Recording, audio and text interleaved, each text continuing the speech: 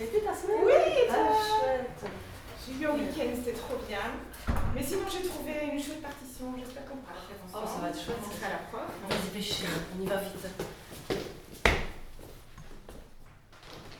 Bonjour. Bonjour. Ça va? Ça va, vous allez bien? Oui, oui. Oui, ça va Très super. bien. Si Vous avez passé une bonne journée? Oui. On serait joué de jouer. Oui. On a préparé un tuto. Ah, c'est super. Alors, je vous propose un petit échauffement, comme la fois passée. Ok. Les octaves en tierces. Ça va? Attention. Regardez-vous. 3.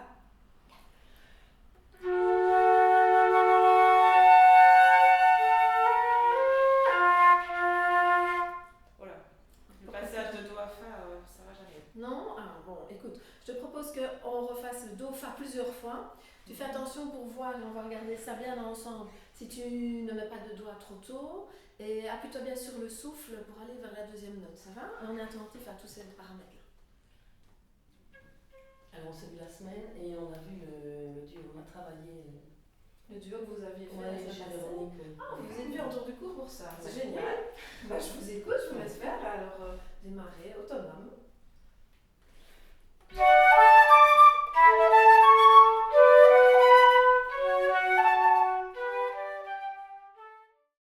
Bonjour les enfants. Du calme, c'est déjà moi qui ai commencé la fois passée. C'est à toi. Non, c'est moi qui ai commencé la fois passée. D'abord, on va se calmer. Et ensuite, c'est vrai, je vous rappelle que la fois dernière, on avait décidé que ce serait un puis l'autre qui commence. Donc,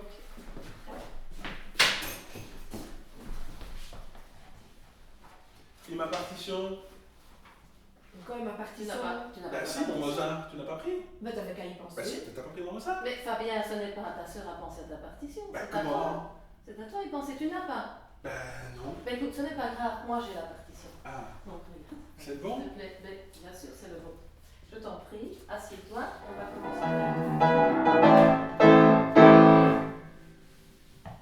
Ok, bon, bah il y a de bonnes choses. Qu'est-ce que tu Ah en non, penses, il n'y a pas de bonne chose, il n'a pas travaillé toute la semaine. Comment? Laisse-le parler d'abord. Écoute, je propose préparer un petit travail pour toi, pour faire ça pendant que je travaille avec lui. La fois passée? Oui, c'est ça. Ok, super.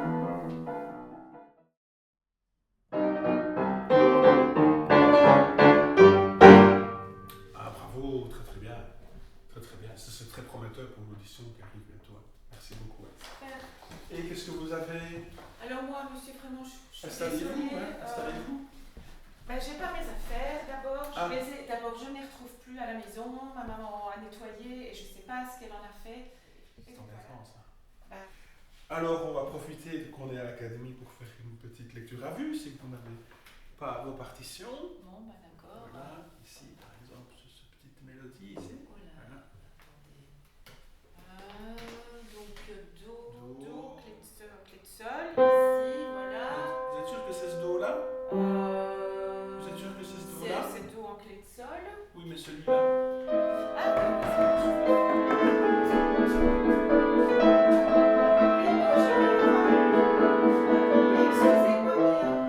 excusez-moi, mais moi ça va pas trop cette semaine. Oui, bonjour, mais en fait j'ai des gros problèmes avec mes voisins et je suis en procès. Excuse-moi.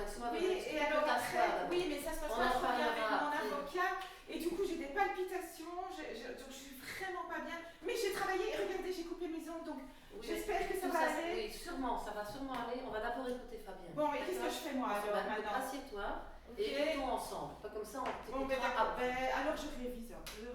Vas-y, Fabien.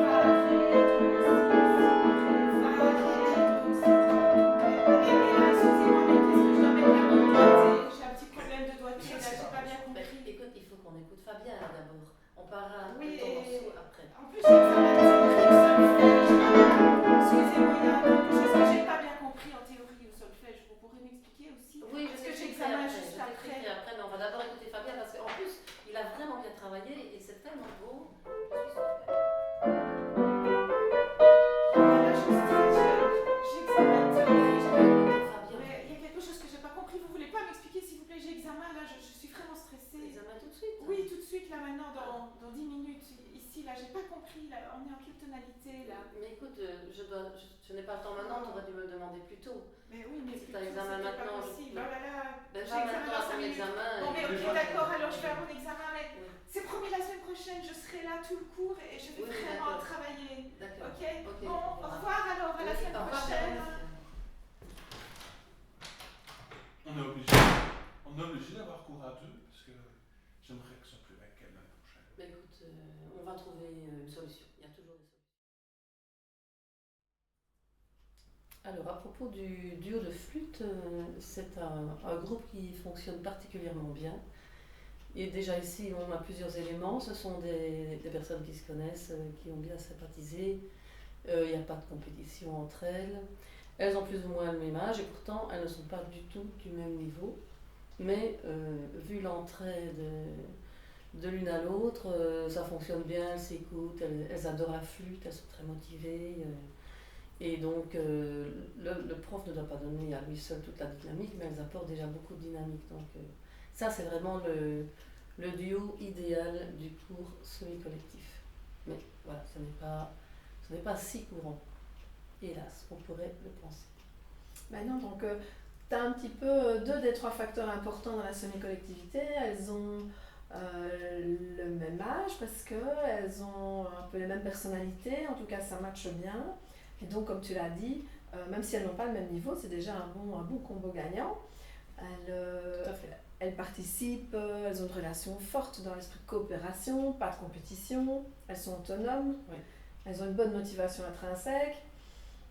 C'est assez chouette pour une semi-collective d'avoir tous ces éléments-là. Donc, c'est que du bénéfice Ouais. pour tout le monde. Puis on a la situation avec une élève qui n'a pas travaillé et le professeur remarque qu'elle n'a pas ses partitions, il doit adapter son cours. Oui, donc là c'est assez compliqué. Ce sont deux chouettes élèves, mais il y en a une qui ne travaille pas et je ne sais pas vraiment pourquoi elle ne travaille pas, parce qu'en fait elle comprend tout ce qu'elle doit faire, elle sait ce qu'elle devrait faire, mais elle ne s'y met pas. Donc le cours est assez ennuyeux pour l'autre élève, parce qu'on répète souvent la même chose. Donc en début de cours, souvent je propose une petite révision de la tâche à effectuer pendant la semaine, mais souvent c'est moins bien qu'à la fin du cours précédent parce qu'elle n'a rien refait.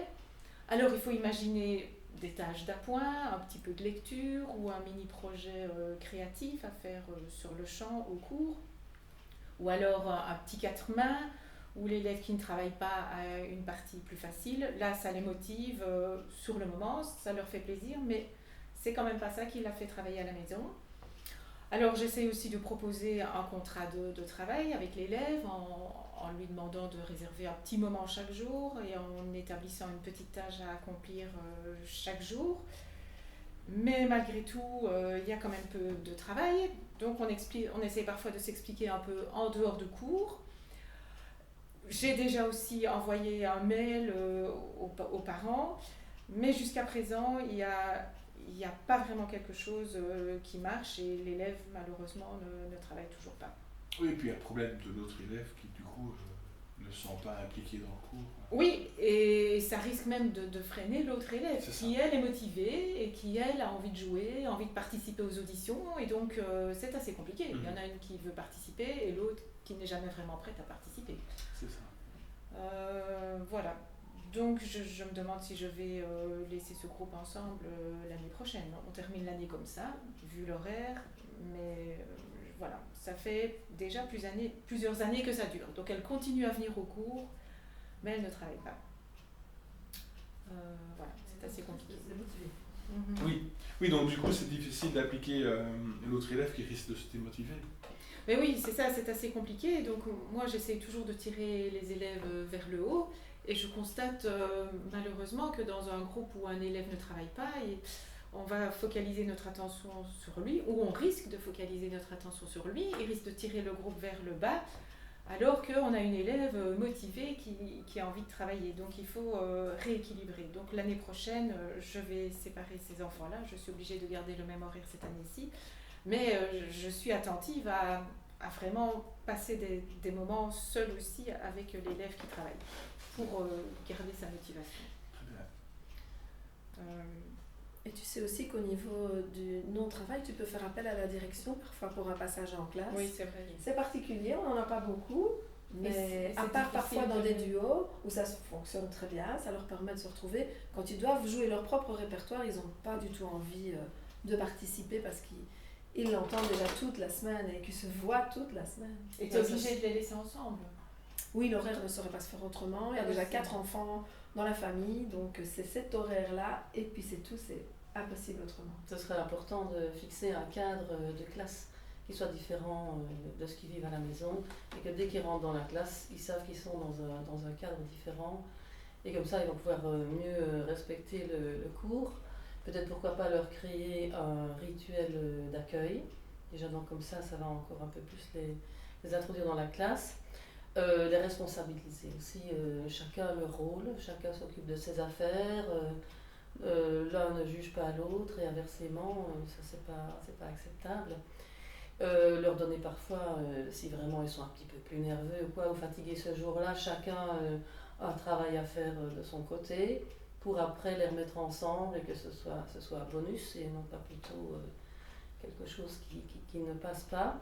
Alors il y a les jeux aussi, évidemment comme tu disais, les duos notamment, on peut faire des jeux rythmiques, des jeux d'impro et leur permettre de faire des choses justement qu'ils puissent faire à la maison. Et là normalement ils devraient s'amuser à la maison. Et donc petit à petit je pense que le cours va devenir agréable et ils vont être plus calmes et plus motivés. Très bonnes idées, merci. Voilà. Alors, moi j'ai un groupe d'adultes vraiment compliqué. En fait, j'ai une élève qui a beaucoup de problèmes personnels, problèmes relationnels, problèmes de santé. Elle accapare toute l'attention, donc elle a terriblement besoin qu'on l'écoute, d'exposer ses problèmes et qu'on l'écoute aussi au piano. Et elle prend toute la place et elle empêche même le professeur de parler. Elle parle avant tout le monde. Et elle interrompt tout le temps l'autre élève qui joue. Donc elle arrive en classe, elle parle de ses problèmes, elle raconte sa semaine. Quand l'autre élève est en train de jouer, elle fait du bruit, elle interrompt de nouveau. Elle veut justement qu'on l'écoute tout le temps. Alors elle a des longs ongles tout le temps, impossible qu'elle se coupe les ongles. Elle dit qu'elle travaille, mais en fait elle joue à sa façon, elle n'écoute même pas vraiment les consignes. Oui, donc il faut un peu canaliser cet élève qui a un problème d'attention apparemment. Est-ce que ce serait pas intéressant pour le professeur de fixer un temps de parole, par exemple, des règles? Par exemple, on ne parle pas quand on joue, quand quelqu'un joue dans la classe. Et puis peut-être donner une dynamique plus rapide au cours en alternant en plus les activités entre les deux élèves. Voilà, il faut essayer d'imaginer. Peut-être les faire jouer plus ensemble aussi, coopération. Difficile. Et elle a peut-être besoin d'être rassurée. Oui. Trouver des moyens pour la calmer. Lui donner un rôle aussi, une fonction Oui. précise pendant Oui. le cours peut-être. Voilà, comme ça elle ne devra pas tout le temps se disperser. Garder des consignes, Bonne idée, le ça. chronométreur ou autre chose, et de la valoriser et en même temps de la canaliser avec cette fonction-là. On a des pistes. Ok. Il y a toujours des solutions. À tester.